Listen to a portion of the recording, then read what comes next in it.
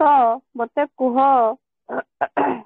ସାହିତ୍ୟ ଜଗତରେ ଆଧୁନିକତା କେବେ ଆସିଲା ବା ଆଧୁନିକ ସାହିତ୍ୟର ସ୍ୱରଟା କେବେ ଝଙ୍କୃତ ହେବାକୁ ଆରମ୍ଭ ହେଲା କେବେଠାରୁ ଆରମ୍ଭ ହେଲା? ଭୀମା ବହିଙ୍କର ଖଞ୍ଜଣି ମାଳରୁ। ଆଉ ଅନ୍ୟମାନେ ଆନ୍ସର ଦିଅ।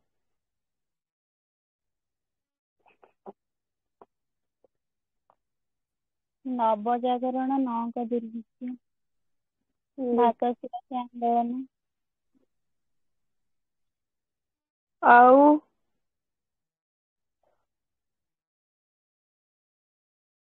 ଆଉ କେତେବେଳେ ମୁଁ କହିଥିଲି ନା ସମ୍ପାଦନା ଯେତେବେଳେ ମୁଁ କାଲି କହିଥିଲି ନା ସ୍ଥାନ କାଳ ପାତ୍ର ଭୂଗୋଳ ଏ ସବୁକୁ ନେଇ ଆଧୁନିକତା ପରିବର୍ତ୍ତନ ବା ଅଲଗା ଅଲଗା ହେବା ବାଧ୍ୟ କହିଥିଲି ନା।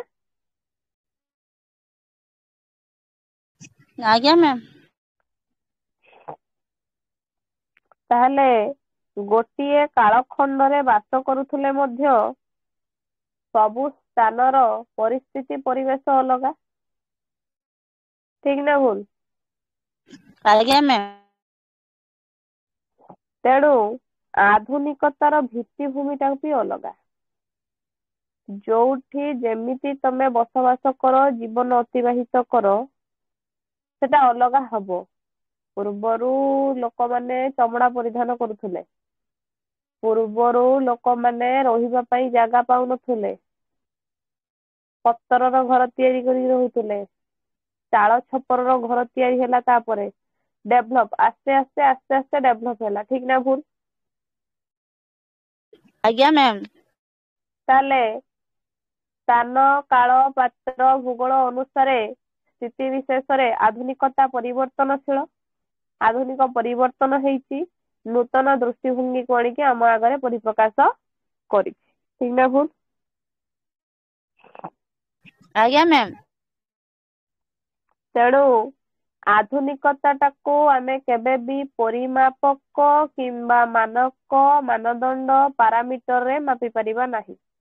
କେବେ ବି ତାକୁ ଆମେ ମାପି ପାରିବା ନାହିଁ। ଯୋଉଟା ସବୁବେଳେ ପରିବର୍ତ୍ତନ ହଉଛି ତାକୁ କେମିତି ମାପି ପାରିବା କେବେ ବି ମାପି ପାରିବା ନାହିଁ। ତେବେ ଆଧୁନିକତା ଆସିଲା କେତେବେଳେ ନା ଯେତେବେଳେ ୟୁରୋପରେ ଶିଳ୍ପ ବିପ୍ଳବ ଆରମ୍ଭ ହେଲା। ଯେତେବେଳେ ୟୁରୋପରେ ଶିଳ୍ପ ବିପ୍ଳବ ଆରମ୍ଭ ହେଲା କେବେ ଆରମ୍ଭ ହେଲା ଅଷ୍ଟାଦଶ ଶତାବ୍ଦୀରେ। କାଲି କହିଥିଲି ବୋଧେ ସବୁ କଥା କାଲି ନୁହଁ ତା ପୂର୍ବ ଦିନ କହିଥିଲି ନା। ଆଜ୍ଞା ମ୍ୟାମ୍। ଟେଲିଫୋନ ଆସିଲା ଜେରକ୍ସ ମେସିନ ଆସିଲା ତମମାନଙ୍କର ଯେତିକି ସବୁ ଯାନ୍ତ୍ରିକ ଜିନିଷ ବୈଦ୍ୟୁତିକ ଜିନିଷ ସବୁ ୟୁରୋପ କଣ କଲା ଉଦ୍ଭାବନ କରିବାକୁ ଆରମ୍ଭ କରିଦେଲା। ଯାହା ଦ୍ୱାରା କି ୟୁରୋପରେ ଡେଭଲପ ଘଟିଲା। ୟୁରୋପ ତାର ନିଜ କଣ କର୍ତ୍ତବ୍ୟରେ ସେ ତାର ଆଗକୁ ବଢିଲା। ଏଇ ଜିନିଷ ଗୁଡାକ ଯେତେବେଳେ ସବୁ ବାହାରିଲା ଯୋଉ ସବୁ ଗିର୍ଜା ସଂସ୍କୃତିର କଣ ହେଲା ବିଲୋପ ଘଟିଲା। ଗିର୍ଜା ସଂସ୍କୃତି ଆଉ ରହିଲା ନାହିଁ। ଆସ୍ତେ ଆସ୍ତେ ଆସ୍ତେ ଆସ୍ତେ ଗିର୍ଜା ସଂସ୍କୃତି କମିବାକୁ ଲାଗିଲା। ତାପରେ କଣ ହେଲା ନା ବିଜ୍ଞାନ ଏବଂ ପ୍ରଯୁକ୍ତି ବିଦ୍ୟାର ବିକାଶ ହେବାରୁ ୟୁରୋପ ହେଲା ଆଧୁନିକ। ବିଜ୍ଞାନ ଆଉ ହଉଛି ବୈଦ୍ୟୁତିକ ଜିନିଷ ପ୍ରଯୁକ୍ତି ବିଦ୍ୟା ଯେତେବେଳେ ଡେଭଲପ ହେଲା ବା ବଢିବାକୁ ଲାଗିଲା ୟୁରୋପ ଟା ନିହାତି ଆଧୁନିକ ହେଇଗଲା। ତାକୁ ଆଉ କୁହାଯିବନି ଯେ ପୁରାତନ କୁହାଯିବନି। ପୂର୍ବରୁ ଯାହା ଥିଲା ସେଇଟା ରହିଲାନି। ସେ ନୂଆ କରିକି ଗଢିଲା ଜିନିଷ ତିଆରି କଲା। ତେଣୁକରି ୟୁରୋପ ହେଇଗଲା ଆଧୁନିକ। ଶିଳ୍ପ ସଭ୍ୟତାର କଣ ହେଲା ବିକାଶ ଘଟିଲା। ତେଣୁ ମନ୍ଦିର ବା ମସଜିଦ ସଂସ୍କୃତିରୁ ଗିର୍ଜା ସଂସ୍କୃତିରୁ ଜୀବନ ଆସିଲା କୋଉଠିକି ଶିଳ୍ପ ସଂସ୍କୃତି ଗତିକି। ୟୁରୋପରେ ଯେତେବେଳେ ମନ୍ଦିର ମସଜିଦ ଗିର୍ଜା ଏସବୁରେ ଯାଇକି ପ୍ରାର୍ଥନା କରୁଥିଲେ ବିଶ୍ଵାସ କରୁଥିଲେ ସେଠିକି ଆଉ ଗଲେନି ତ ଆସିଲେ କୋଉଠିକି ଶିଳ୍ପ କାରଖାନା ଏସବୁ ପାଖକୁ ଆସ୍ତେ ଆସ୍ତେ ଲୋକମାନେ ଆସିବାକୁ ଲାଗିଲେ। ଯେଉଁ ସମୟରେ ୟୁରୋପରେ ଶିଳ୍ପ ବ୍ୟବସ୍ଥା ଚାଲୁଥିଲା ସେ ସମୟରେ ଓଡିଶାରେ ବଳଦ ଗାଡିକୁ ଆଧୁନିକତା କୁହାଯାଉଥିଲା। जोटा कि मागुणीर शगड़ थिला सेदिन भी कहितली आज भी कहूची जो समय कि मागुणीर शगड़ थिला मागुणीर शगड़ को समस्ते पचारुथिले यूरोप रे कारखाना मान प्रस्तुत होगी विज्ञान प्रजुक्ति विद्यार डेभलप है बेलू ओडिशार सेतबेले मागुणीर शगड़ थिला शगड़ गाड़ी रे सेतबेले जीवन अतिबाहित होतुला सेटा थिला ओडिशार आधुनिकता तेणु यूरोप रो आधुनिकता जहा आमर जे आधुनिकता ताहा हेबो एटा असंभव ठीक नहीं कि असंभव ना संभव असंभव ना संभव यूरोप रे आधुनिकता जहा हेबो ओडिशा रे आधुनिकता जे ताहा हेबो कोन एटा संभव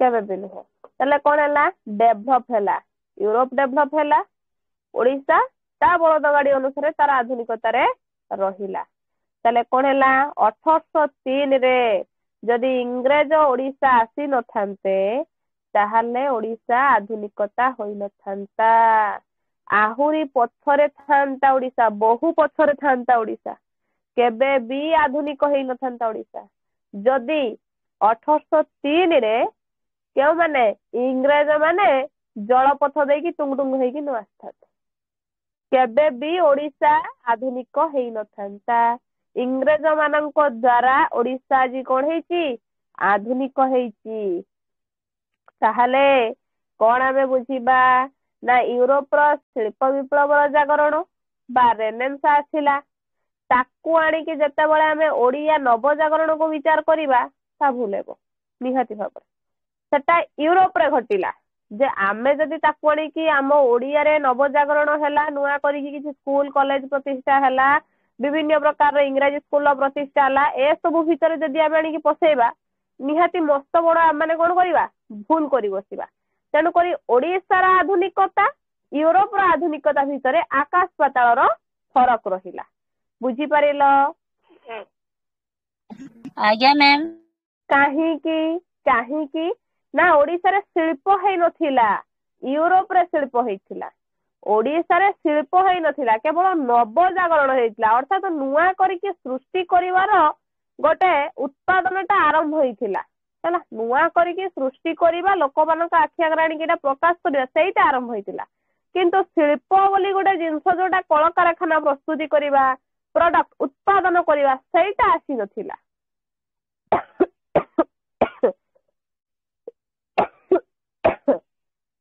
1947 मसीह 48 मसीहा भितर हीराकुद बंध है 1961 रु 62 भितर राउरकेला स्टील प्लांट होउची 1964 रे पारादीप बंदर होउची ओडिशार शिल्प विप्लव तले काहे ये तो सब बाहर हैला ओडिशार शिल्प विप्लव केते बेले हैला ओडिशार तो शिल्प विप्लव हेइनी ना खाली कोन हेची नुआ करिके जिनिसटा गोटे गढ़ी उठितिला किंतु शिल्प विप्लव आरंभ होई नथिला ओडिसा रे तेणु ओडिशार आधुनिकता कौन ये तो यूरोप रो आधुनिकता गला राउरकेला स्टील प्लांट है पारादीप बंदर है हीराकुद डैम हो गला हीराकुद बंध आरंभ हो गला किंतु ओडिशार आधुनिकता कौन है तार भित्तिभूमि है अलगा ओडिशार भित्तिभूमि है अलगा ओडिशार पाणीपाग है अलगा तेणुक ओडिशा अन्य देश मान सहित खाप खुईकी चली पारा नाही बा खाप खाई रही पारिबार क्षमता मध्य ओडिशा पाखरे रहिला नै काहेकि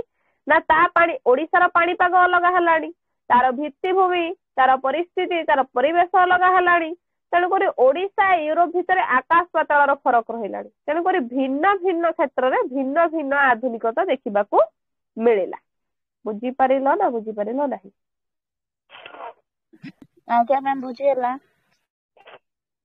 किए कहला ओडिशा रे आधुनिकता आसीनी ओडिशा रे आधुनिकता आसीची केउ प्रकार आधुनिकता आसीची ना नंक दुर्भिक्ष ये आसीची भाषा विलोप आंदोलन आसीची रेभेन्सा कॉलेज भितर आसीची ब्राह्म धर्म अलेख धर्म महिमा धर्म भितर आधुनिकता आसीची तेणु ओडिया जातिर जो किपरि कुसंस्कार होईची केमिति कहली व्यक्ति कौन करिछि समाज को परिवर्तन करिछि व्यक्ति समाज को परिवर्तन करिछि राजा राममोहन राय तमान स्वामी दयानंद सरस्वती आत्माराम पांडुराम एमान सब कौन करछंती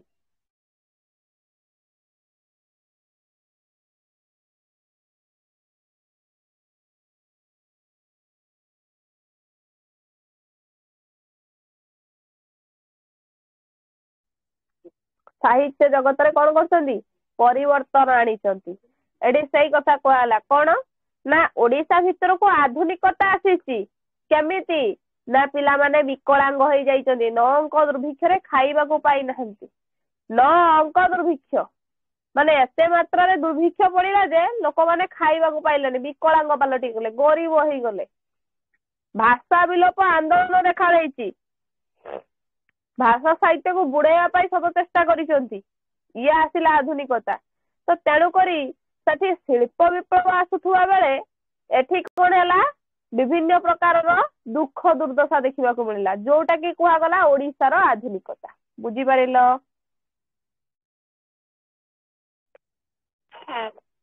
मैम अन्य माने नीरवता अवलंबन करिस कि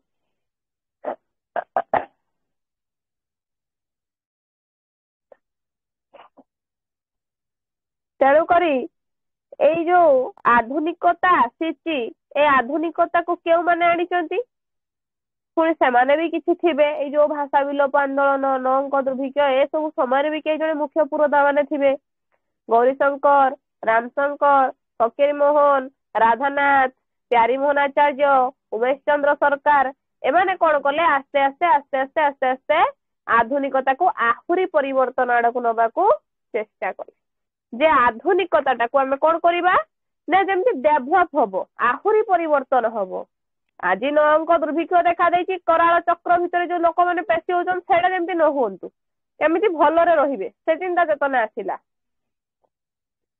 तेणुक ओडिया साहित्य जगत रे बा ओडिशार जदि आधुनिकता बोली मन करवा एई गौरीशंकर एई रामशंकर एई फकीर मोहन एई मधुसूदन एई राधानाथ एई मानंकु गोटे गोटे शिल्प कहले भी अत्युक्ति हेबनी जेतेबेले तम मानंकर यूरोप रे शिल्प विप्लव गढ़ी उठितिला अर्थात जेनेटर आसिला टेलीफोन आसिला जेरेक्स मेसिन आसिला ए गुडी को शिल्प व्यवस्थार मान्यता दिया जाउथुबा बेले ओडिशा रे 9 अंक दुर्भिक्ष भाषा विलोप आंदोलन रेभेन्सा कॉलेज ए जो सब आसिला सेठी कौन हैला ना व्यक्ति माने साकु परिवर्तन कले समाज को व्यक्ति माने जेहेतु परिवर्तन करने को लगिले गौरीशंकर रामशंकर फकीर मोहन राधानाथ मधुसूदन एमानंकु ओडिशार गोटे गोटे शिल्प बोली धरि नेबा नित्यांत आवश्यक एई मानंक द्वारा ओडिशार शिल्प विप्लव उत्पत्ति बा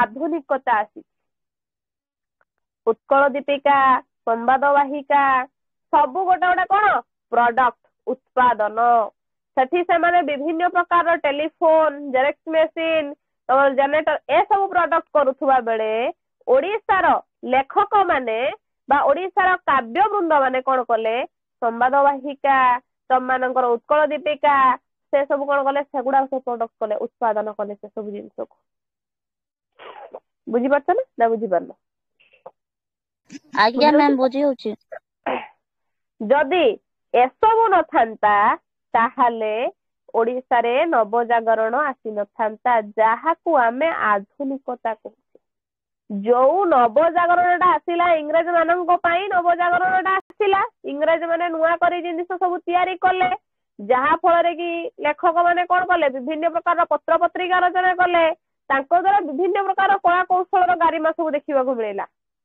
जदि ए संवादवाहिका तम मानकर संबलपुर हितैषणी आ कौन उत्कल दीपिका उत्कल मधुप जदि एगुड़ाक न थांता ताले ओडिशार गोटे नवजागरण आसी थांता ओडिशा को गोटे आधुनिकता बोले आधुनिकतार मान्यता प्रदान करा जाय थांता केबे हेई पारि न थांता ए सब जिनिस अछि बोली गौरीशंकर राय रामशंकर फकीर मोहन मधुसूदन राधानाथ उपेन्द्र एमान सब अछंती बोली आज कौन है ओडिशा रे आधुनिकता आसी अतएव आम एतिके बुझिबा इंडस्ट्रियल रिवोल्यूशन को नहीं यूरोप रे जेउ साहित्य लेखा हेबो से रोमांटिसिज्म हेबो इंडस्ट्रियल रिवोल्यूशन को नहीं जदि यूरोप रे जहा किछि भी लेखा हे गला ताहा रोमांटिसिज्म हेबो रियलिज्म हेबो ଶିଳ୍ପ ଆସିଲା, ଶ୍ରମିକ ଆସିଲା, ତେଣୁକରି ସେଥିରେ ମାର୍କ୍ସିଜିମ୍ ବି ଆସିବ। ଶୋଷଣ ତ ନିହାତି ରହିବ। ଶିଳ୍ପ ଶ୍ରମିକ ଆସିଲାଣି ମାନେ ଶୋଷଣ ଯିବ କୁଆଡେ? ସିଏ ବି ରହିବ। ମାର୍କ୍ସିଜିମ୍ ନିହାତି ରହିବ ସେଠି। ଅତ୍ୟାଚାର ଅନାଚାର ବଢିବ, ନିହାତି ଭାବରେ ବଢିବ। ଓଡିଶାରେ କଣ ଅଛି? ସେଟା ସବୁ ୟୁରୋପରେ ହେଲା। ଇଣ୍ଡଷ୍ଟ୍ରିଆଲ ରିଭଲ୍ୟୁସନ ୟୁରୋପରେ ଆସିଲା। ଶିଳ୍ପ ବିପ୍ଳବ ଦ୍ଵାରା ତମମାନଙ୍କର ରୋମାଣ୍ଟିସିଜିମ୍ ଆସିଲା, ରିଅଲିଜିମ୍ ଆସିଲା। ଶିଳ୍ପ ଯେହେତୁ ଆସିଲା, ଶ୍ରମିକ ବି ୟୁରୋପରେ ଆସିଲେ, ମାର୍କ୍ସିଜିମ୍ ନିହାତି ଭାବରେ ବଢିବ। କିନ୍ତୁ ଓଡିଶାରେ କଣ ଅଛି? ଓଡିଶାରେ ଅଛି କଣ? ଏଠି ଆସିବ ମାର୍କ୍ସିଜିମ୍ ଆସିଯିବ। କଣ ଅଛି ରେ? କିଛି ନାହିଁ।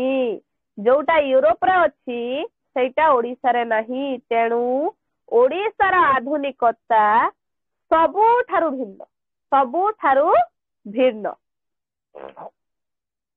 ଯଦି ଓଡିଆ ପିଲାମାନେ ଅର୍ଥାତ୍ ତମେ ମାନେ ଯଦି ଏଇଟା ନ ବୁଝିବ, ବହୁତ ବଡ ଭୁଲ କରି ବସିବ, ତ୍ରୁଟି କରି ବସିବ। ତମେ ମାନେ ଯେ ଭାବିବ, ମୁଁ ୟାର ପୂର୍ବ କ୍ଲାସରେ କହିଥିଲି, ଆଜି ବି କହୁଛି, ମୁଁ ଯେ ଘୋଷି ଦେଇକି ଯାଇକି ଜିନିଷଟାକୁ ଲେଖିଦେବି କିମ୍ବା ପଢି ଦେଇକି ଯାଇକି କିଛି ଗାରେଇ ଦେଇ ଆସିବି, ତାକୁ ସାହିତ୍ୟ କୁହାଯିବ ନାହିଁ। କରେଣ୍ଟ କାଟିଦେଲା। ସାହିତ୍ୟ ସେତେବେଳେ ଆସିବ ଯେତେବେଳେ ତମେ ମାନେ କଣ କରିବ? ଏଇ ଆଧୁନିକତାର କଣ କରିବ? ବର୍ଗଟିକୁ ସୁନ୍ଦର ଭାବରେ ବୁଝିପାରିବ। ପ୍ରକୃତରେ ଆଧୁନିକତା କଣ? କଣ ଏହା ଗୋଟେ ସମୟ ଭିତରେ ଆବଦ୍ଧ ହେଇକି ରହିଛି, ନା ଏହା ମୁକ୍ତ ଆକାଶର ଚଢେଇ ସଦୃଶ ଘୁରି ବୁଲୁଛି? ବୁଝିପାରୁଛ ନା ମୋ କଥାକୁ?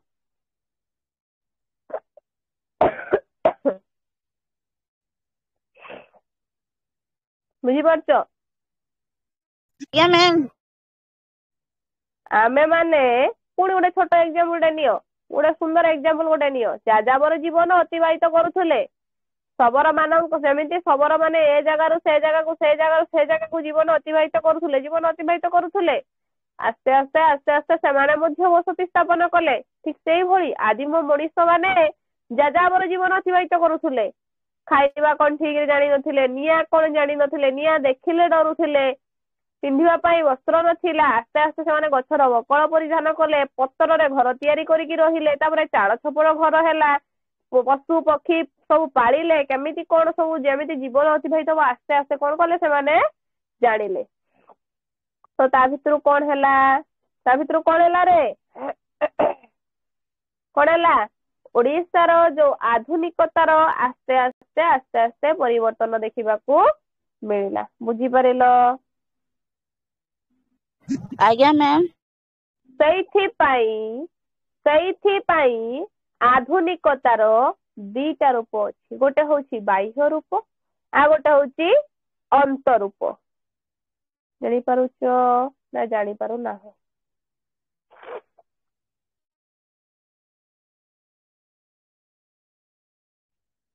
ବୁଝିପାରୁଛ ନା ବୁଝିପାରୁନ? ମତେ ସେତିକି ଖାଲି ଜଣାଅ।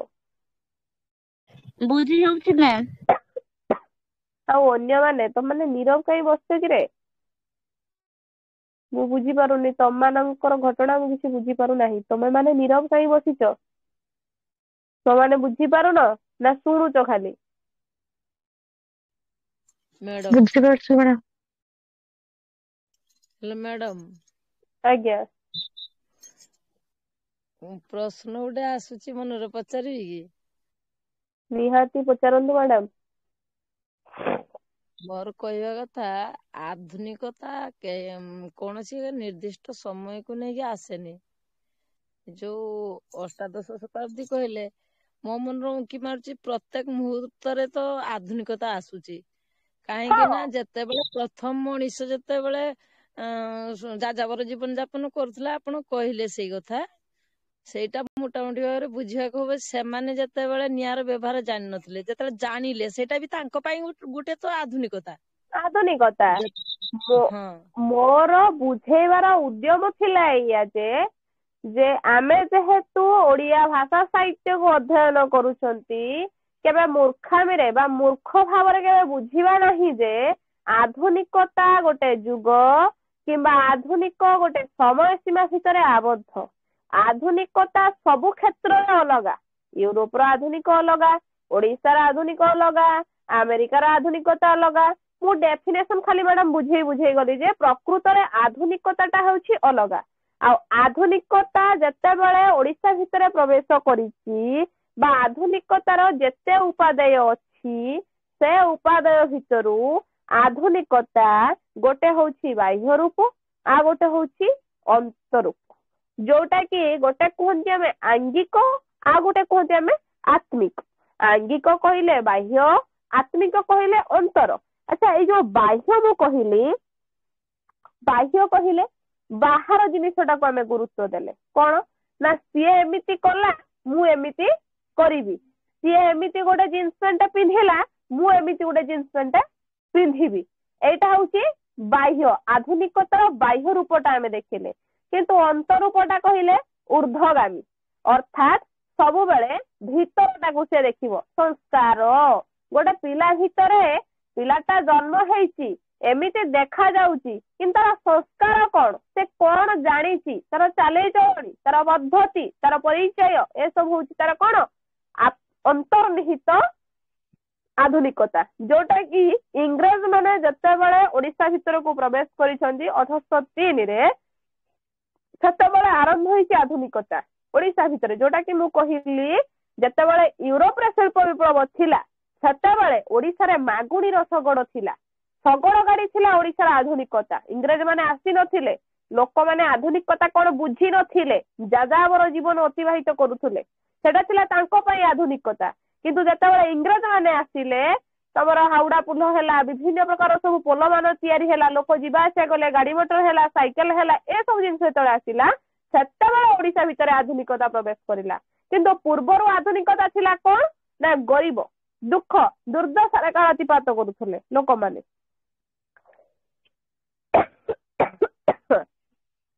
ଏଇ ଯୋଉ କୁସଂସ୍କାର, ଏଇ ଯୋଉ ପ୍ରକାରର ଅନ୍ଧବିଶ୍ୱାସ ସବୁ ଥିଲା, ଯେ କୋଉ ପ୍ରକାରର ଆଧୁନିକତା ଥିଲା ନା ମଣିଷଟାକୁ ସାପ କାମୁଡ଼ିଲା ବେଳକୁ ତାକୁ ନେଇ ଯାଉଥିଲେ କୋଉଠିକି, ଗୁଣିଆ ପାଖକୁ ନେଇ ଯାଉଥିଲେ, କିନ୍ତୁ ମେଡିକାଲ ନଉନଥିଲେ। ଏଇ ଯୋଉ ସବୁ ବିଭିନ୍ନ ପ୍ରକାର କୁସଂସ୍କାର ମୁଣ୍ଡ ଭିତରେ ଥିଲା।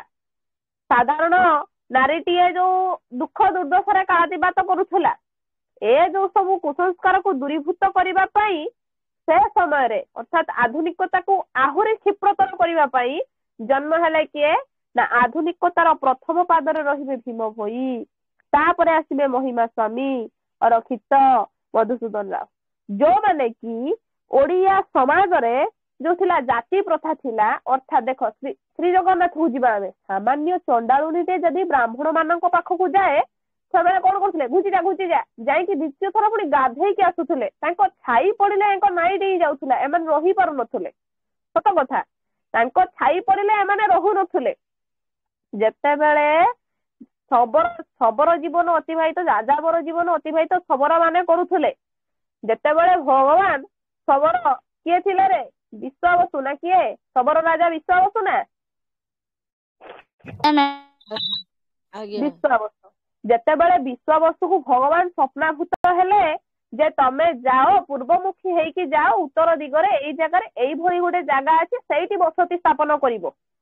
ତାଙ୍କ ମନରେ କଣ ଥିଲା, ତାଙ୍କ ମନରେ କୁସଂସ୍କାର ଗୋଟେ ଥିଲା କଣ ନା ଆମେ ଯାଯାବର ଜୀବନ ଅତିବାହିତ କରିବା, ଆଜି ଏ ଜାଗାରେ କାଲି ସେ ଜାଗାରେ, କାଲି ସେ ଜାଗାରେ, କାଲି ସେ ଜାଗାରେ, ଆମେ ଏଇଭଳି ଜୀବନ ଅତିବାହିତ କରିବୁ।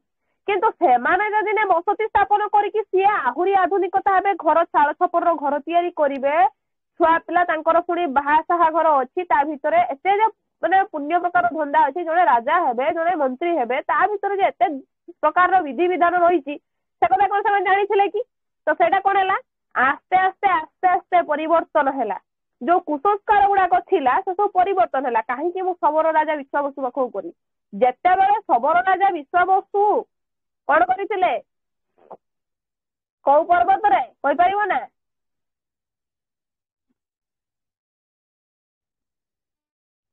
କୋଉ ପର୍ବତ ପାଖରେ ଯାଇକି ଶବର ରାଜା ବିଶ୍ୱାବସୁ ପହଞ୍ଚିଥିଲେ? ନୀଳଗିରି। ନୀଳଗିରି ପର୍ବତରେ ନୀଳମାଧବକୁ ଦେଖିବା ପାଇଁ ଯାଇକି ପହଞ୍ଚିଥିଲେ ସେ ଜାଗାରେ। ସେ ଯୋଉ ପର୍ବତ ପାଖରେ ଯେତେବେଳେ ଯାଇକି କୁଡିଆ କରିଲେ, ବ୍ରାହ୍ମଣ ଗୋଷ୍ଠୀର ଜଣେ ସେବକ ଯାଇକି ଦେଖିଲେ ଯେ କଣ ଏଠି ନୂଆ କରିକି ଶବର ମାନେ ଜୀବନ ଅତିବାହିତ କଲେଣି, ଘର ତିଆରି କଲେଣି। ପହଞ୍ଚିଲା କୋଉଠି ନା ବ୍ରାହ୍ମଣ ପଣ୍ଡାଙ୍କର ମୁଖିଆ ପାଖରେ କଥା ପହଞ୍ଚିଲା। ସବୁ ବ୍ରାହ୍ମଣ ମାନେ ଆସିଲେ, ସବୁ ବ୍ରାହ୍ମଣ ଆସିଲେ ଆସି କଣ କହିଲେ ନା ଶବ ରାଜାକୁ ତମେ ରୁହ ଆମର ଦୁଃଖ ନାହିଁ କିନ୍ତୁ ଯେମିତି ତମ ଛାଇଟା ବ୍ରାହ୍ମଣ ଆଗରେ ଯେମିତି ନ ପଡେ ଆମ ଗ୍ରାମରେ ଯେମିତି ନ ପଡେ ତମେ ଅଛୁଆଁ ଜାତି ଏଇ ଯୋଉ ପ୍ରକାର ହୀନ ଚକ୍ରାନ୍ତ ଥିଲା ଏଇ ଯୋଉ ପ୍ରକାର କୁସଂସ୍କାର ଥିଲା ଏ ସବୁକୁ ଦୂରୀଭୂତ କରିବା ପାଇଁ ଏଇ ଯୋଉ ବ୍ରାହ୍ମଣ ହରିଜନ ଭିତରେ ଯୋଉ ପ୍ରକାରର ଥିଲା ମାନେ କଣ ବ୍ୟବଧାନ ଥିଲା ଯେ ତମେ ଆମକୁ ଛୁଇଁବନି ଆମେ ତମକୁ ଛୁଇଁବନି ଆମ ଘରେ ଆସି ତମମାନେ ସବୁବେଳେ ଖାଲି ମୂଲ ଲାଗିବ ଆମ ଘରେ ଖଟିବ ଆମେ ତମମାନଙ୍କୁ ଦେଲେ ତମମାନେ ଚଳିବ ଯୋଉ ବ୍ରାହ୍ମଣ ମାନଙ୍କର ଅତ୍ୟଧିକ ଭାବରେ ଯୋଉ ମାନେ କଣ ଥିଲା ଗ୍ରେଭିଡ ଥିଲା ଅର୍ଥାତ ଗର୍ବ ଅହଙ୍କାର ପରାସ୍ତିକାତରତା ଯୋଉ ଭରି ରହିଥିଲା ସେ ସବୁ ଜିନିଷକୁ କଣ କରାଗଲା ନା ପ୍ରଥମ ଥର ପାଇଁ କିଏ ନା ରେଢାଖୋଲର କବି କିଏରେ ସନ୍ଥ କବି ଭୀମ ଭୋଇ ଯିଏକି ଖଞ୍ଜଣି ମାଡରେ ମୁଁ ବାରମ୍ବାର କହିଛି ଗାଇଦେଲେ ପ୍ରାଣୀଙ୍କ ଆରତ ଦୁଃଖ ଅପ୍ରମିତ ଦେଖୁ ଦେଖୁ କିବା ସହୁ ମୋ ଜୀବନ ପଛେ ନର୍କେ ପଡିଥାଉ ଜଗତ ଉଦ୍ଧାର ହେଉ ଆଜି ପର୍ଯ୍ୟନ୍ତ କୌଣସି କବି କେହି ଗାଇ ନାହାନ୍ତି ମଣିଷ ମାନଙ୍କ ପାଇଁ ଯେ କିଛି କରିବା କୌଣସି କବିଙ୍କ ମୁଖରୁ ବାହାରିନି କିନ୍ତୁ ସନ୍ଥ କବି ଭୀମ ଭୋଇଙ୍କ ପାଟିରୁ ବାହାରିଥିଲା ନାରୀଟିଏ ଯାଇକି ବିଲରେ ଚାଷ କରୁଛି ବିଲରେ ଧାନ କାଟୁଛି ନାରୀଟିଏ କେତେ କଷ୍ଟ ଦୁର୍ଦ୍ଦଶାରେ କାଳାତିପାତ କରୁଛି ହୀନ ଚକ୍ରାନ୍ତରେ ପଡୁଛି କୁସଂସ୍କାର କୁବୁଦ୍ଧିରେ ପଡୁଛି ମଣିଷ ମାନଙ୍କ ପାଇଁ ଯେ କିଛି ଆରମ୍ଭ କରିବା ନୂତନତା କରି କିଛି ଗଢି ତୋଳିବା ସେଇଟା କରିଥିଲେ କିଏ ନା ଭୀମ ଭୋଇ କରିଥିଲେ ଯୋଉଟା କି ସେ କହିଥିଲେ ପ୍ରାଣୀଙ୍କ ଆରତ ଦୁଃଖ ଅପ୍ରମିତ ଦେଖୁ ଦେଖୁ କିବା ସବୁ ମୋ ଜୀବନ ପଛେ ନର୍କେ ପଡିଥାଉ ଜଗତ ଉଦ୍ଧାର ହେଉ ଯିଏ କି ମଣିଷ ମାନଙ୍କ ପାଇଁ କରିଥିଲେ ଏ କାମଟା ସାହିତ୍ୟ ଜଗତରେ ଏତେ ସାରା କବି ଅଛନ୍ତି କେହି ମଣିଷ ମାନଙ୍କ ପାଇଁ ପଦେ କରିଦେଇ ଯାଇନାହାନ୍ତି ଏଇ ଭୀମ ଭୋଇଙ୍କ ପାଖରୁ ଆରମ୍ଭ ହେଇଥିଲା ମଣିଷ ମାନଙ୍କର ବଞ୍ଚିବାର ଶୈଳୀ ବଞ୍ଚିବାର ରାହା ଏଇ ଭୀମ ଭୋଇ ହିଁ ଦେଖେଇଥିଲେ ବୁଝିପାରିଲ ଏବେ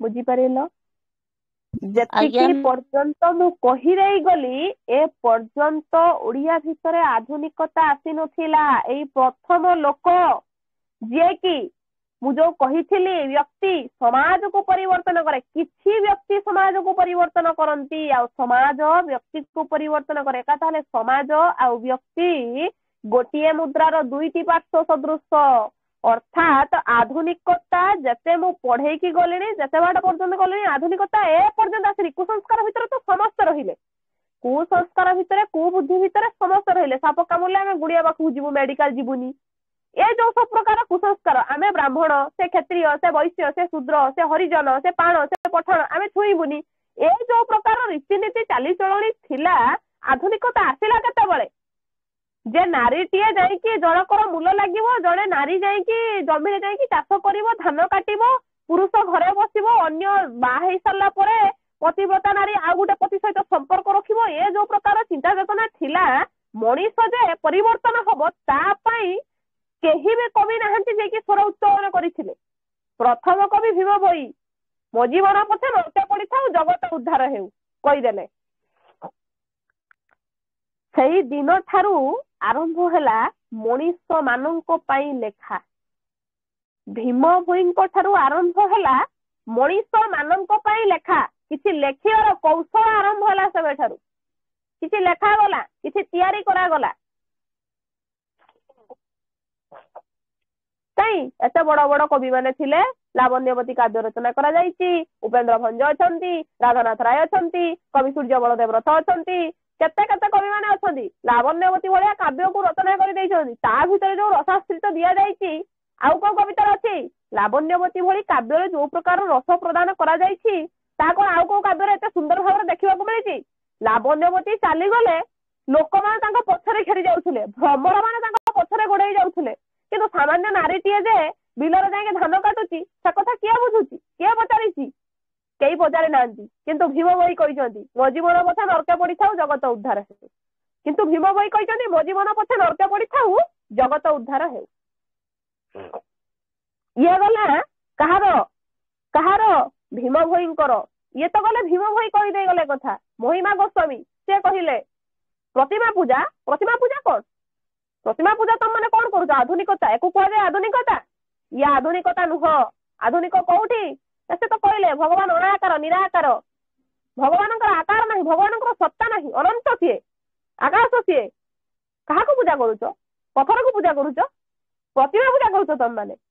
ତାହେଲେ ଚିନ୍ତା କର, ଓଡିଶା ମାଟିରେ ଯେତେବେଳେ ଆଧୁନିକତା ଆସିଛି ନା, କ୍ଷିପ୍ର ବେଗରେ ମାଡ଼ିଛି, ଆଜି ପର୍ଯ୍ୟନ୍ତ ବି ଆଧୁନିକତା ଚାଲିଛି। ବୁଝିପାରିଲ ନା? ନା ବୁଝିପାରିଲ ନାହିଁ? କୁହ ମତେ। ହେଲା ମ୍ୟାମ୍।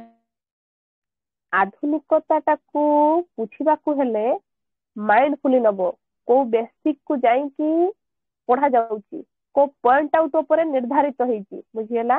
ଓଡିଆ ଲିଟରେଚର ପଢିବ, ଓଡିଆ ଭାଷା ସାହିତ୍ୟକୁ ଅଧ୍ୟୟନ କରିବ, କରିସାରିବା ପରେ ବୁଝିବ ଆକ୍ଚୁଆଲି ପ୍ରକୃତରେ ମୋ ଭାଷା ସାହିତ୍ୟ ମୁଁ ନିଜେ ଅଧ୍ୟୟନ କରିବା ପରେ ଘଟଣାଟା ଘଟିଛି କଣ। ଆମେ ଯଦି ସବୁ ଯୁଗକୁ ଆଧୁନିକତା କହିଦେଇଯିବା କେମିତି ହବ? ସାରଳା ଯୁଗ ଆସିଲା, ସେ କଣ ଆଧୁନିକତା? ପଞ୍ଚସଖା ଯୁଗ ଆସିଲା, ଆଧୁନିକତା? ରାଧାନାଥ ଯୁଗ ଆସିଲା, ତାକୁ ଆଧୁନିକତା କହିବା? ରାଧାନାଥ ଲେଖିଛନ୍ତି ସେଇଭଳି କିଛି ଜିନିଷ, କିନ୍ତୁ ପ୍ରକୃତରେ ଆଧୁନିକତା ଆଣିଲା କିଏ? କୁସଂସ୍କାରକୁ ରାଧାନାଥ ରାୟ କୁସଂସ୍କାରକୁ ଦୂରୀଭୂତ କରିଛନ୍ତି? ଫକୀରମୋହନ ସେନାପତି କୁସଂସ୍କାରକୁ ଦୂରୀଭୂତ କରିଛନ୍ତି? ମଣିଷ ମାନଙ୍କ ଭିତରେ ଯୋଉ ଦୁଃଖ କଷ୍ଟ ଯନ୍ତ୍ରଣା ଯୋଉ କାଳାତିପାତ କରୁଥିଲେ ତାକୁ ଦୂରୀଭୂତ କଲା କିଏ? ଏଇ ଅନ୍ଧକବି ଭୀମ ଭୋଇ କରିଛନ୍ତି, ଏଇ ମହିମା ଗୋସ୍ୱାମୀ କରିଛନ୍ତି, ସେଇ ଅରକ୍ଷିତ କରିଛନ୍ତି, ସେଇ ମଧୁସୂଦନ ରାୟ କରିଛନ୍ତି। ତାପରେ ପରେ ଆସିବେ ନା ସେମାନେ, ଆଉ ତାପରେ ପରେ ରାଧାନାଥ ଫକୀରମୋହନ ତାପରେ ଲାଇନ ଲାଗିବେ, କିନ୍ତୁ ପ୍ରଥମେ କଲେ କିଏ? ଭୀମ ଭୋଇ ହିଁ କରିଛନ୍ତି। ଧ୍ୱଂସ କରିଦେଲେ, ମହିମା ଗୋସ୍ୱାମୀ ଧ୍ୱଂସ କରିଦେଲେ। ଆମର କପିଳେଶ୍ୱର ପାହାଡ ଉପରେ ନା କଣ ବସିକି ସବୁ କିଛି ଜାଳି ପୋଡିକି ଧ୍ୱଂସ କରିଦେଲେ, ଆକାଶକୁ ବନେଇଦେଲେ, କହିଲେ ନିରାକାର ଅଣାକାର ଅନନ୍ତ ଆକାଶ ହଉଛି ଭଗବାନ, ଆକାର ନାହିଁ ସତ୍ତା ନାହିଁ, ତମେ କାହାକୁ ପୂଜା କରୁଛ ବସିକି? ପୂଜା କାହାକୁ କରୁଛ ବସିକି ଏଠି? ଯାହାର ଆକାର ନାହିଁ, ଯିଏ ନିରାକାର, ଯିଏ ଅନନ୍ତ, ତମେ ଏଠି ପ୍ରତିମା ପୂଜା କରୁଛ? ଛିନ୍ନ ଭିନ୍ନ କରିଦେଲେ ସବୁ। ଇଏ ହଉଛି ଆଧୁନିକତା। ବୁଝି ହେଲା ନା ବୁଝି ହେଲା ନାହିଁ?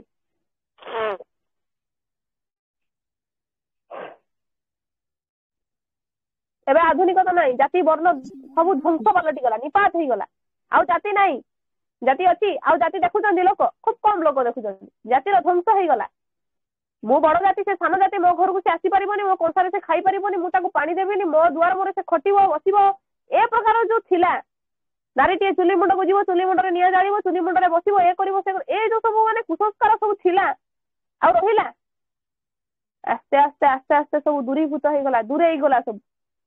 କେତେବେଳେ ନା ଯେତେବେଳେ ଭୀମ ଭୋଇ, ମହିମା ଗୋସ୍ୱାମୀ, ଅରକ୍ଷିତ, ମଧୁସୂଦନ ଏଇ ଯେତେବେଳେ ସବୁ ଆସିଲେ, ଆଧୁନିକତା ଆସ୍ତେ ଆସ୍ତେ ଆସ୍ତେ ଆସ୍ତେ କଣ ହେଇଛି? ଓଡିଶା ମଧ୍ୟରେ ପ୍ରବେଶ କଲା।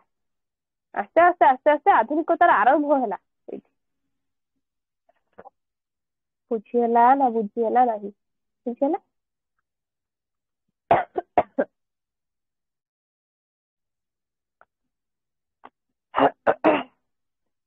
ସରିନି ଆଧୁନିକତାର ଇଏ ପ୍ରଥମ ଗୋଟେ ପୂର୍ବ କ୍ଲାସ ଯାଇଛି, ଦ୍ୱିତୀୟ କ୍ଲାସ ହେଲା, ଆହୁରି 2ଟା କ୍ଲାସ ହବ ଆଧୁନିକତାର। ଗୁଡାଏ କବିବୃନ୍ଦ ଅଛନ୍ତି, ଗୁଡାଏ କହିବାର ଆହୁରି ଗୁଡାଏ ମନ୍ତବ୍ୟ ଅଛି। ଗୋଟେ ଦିନରେ ଯେ ତମମାନେ ଆଧୁନିକତାକୁ ବୁଝିଯିବ ତା ନୁହଁ। କହିଲି ନା ଆଧୁନିକତା ମଡର୍ଣ୍ଣ ଲିଟରେଚର, ଆଧୁନିକତାକୁ ଇଂରାଜୀରେ ମଡର୍ଣ୍ଣ ଲିଟରେଚର କହୁଛନ୍ତି। ପ୍ରକୃତରେ ଆଧୁନିକତା କଣ? କାହିଁକି ଆସିଛି ଆଧୁନିକତା? କଣ ଜରୁରୀ ଥିଲା ଆସିବା ଆଧୁନିକତା?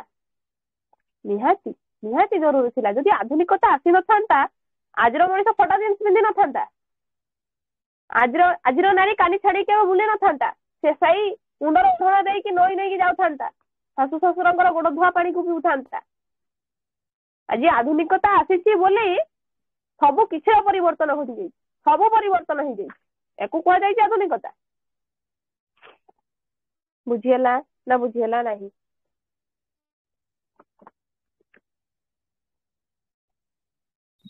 ବୁଝି ହେଲା ମ୍ୟାମ୍।